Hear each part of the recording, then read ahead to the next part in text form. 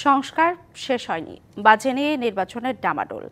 এরই মধ্যে জাতীয় নির্বাচনের জন্য অন্তত 290টি আসনের সম্ভাব্য প্রার্থী চূড়ান্ত করেছে বাংলাদেশ জামায়াতে ইসলামী। দলটির আমির ডক্টর শফিকুর রহমান ভোটের লড়াইয়ে নামবেন ঢাকার মিরপুরের একটি আসন থেকে, আর দলের সেক্রেটারি জেনারেল অধ্যাপক মিয়া গোলাম পারওয়ার প্রার্থী হবেন খুলনা 5 আসনের। দলটির দ্বিতীয় এই শীর্ষ নেতা জানিয়েছেন, কে কোন আসন থেকে প্রার্থী হচ্ছেন তার তালিকা তৈরি হয়েছে তৃণমূল নেতাদের গোপন ভোটে।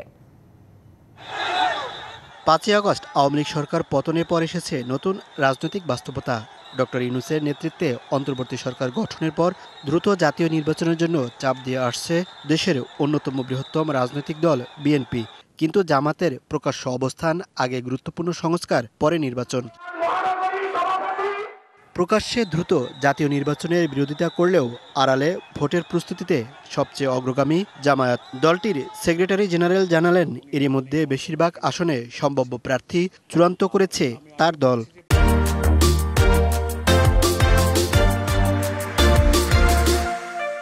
প্রার্থীগুলো আমরা প্রাথমিকভাবেই বাছাইটা করেছি। তফসিল ঘোষণা কাছাকাছি আসলে আমরা জোট সমঝোতা অ্যালায়েন্স কোথায় কি হয় এগুলো কাটসাট করে আমরা একটা ফাইনাল ডিক্লারেশন কেন্দ্রীয়ভাবে অফিস থেকেই দেবো। হচ্ছে 2-1টা জায়গা কোনো বিশেষ কারণে হয়তো আমরা সেই শাখাগুলো এখনো কাউকে জানাইনি। হ্যাঁ, 90-র বেশি বাছাই হয়েই। জানা গেছে, কর্মীদের গোপন ভোটে ঢাকার মিরপুরের একটি আসনের সম্ভাব্য প্রার্থী জামায়াতের আমির ডাক্তার শফিকুর রহমান, আর খুলনা 5 আসনে প্রার্থী হবেন দলের সেক্রেটারি জেনারেল অধ্যাপক গোলাম পরওয়ার। সব প্রস্তুতি নিয়ে আগালেও জাতীয় নির্বাচনের আগে স্থানীয় সরকার নির্বাচন চায় জামায়াত।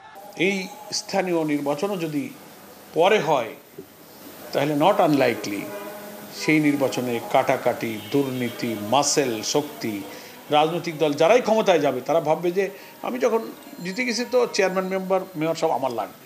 বিফোর পার্লামেন্ট ইলেকশন স্থানীয় নির্বাচনটা আমরা আগে দাবি করেছি। তাই আমরা 2টা ইলেকশনই, একটা স্থানীয় একটা জাতীয়, পরপর আমরা দাবি করেছি। তিনি আরও জানান, জোটবদ্ধ নির্বাচন করলে আসন ছাড় দিতেও প্রস্তুত জামায়াত।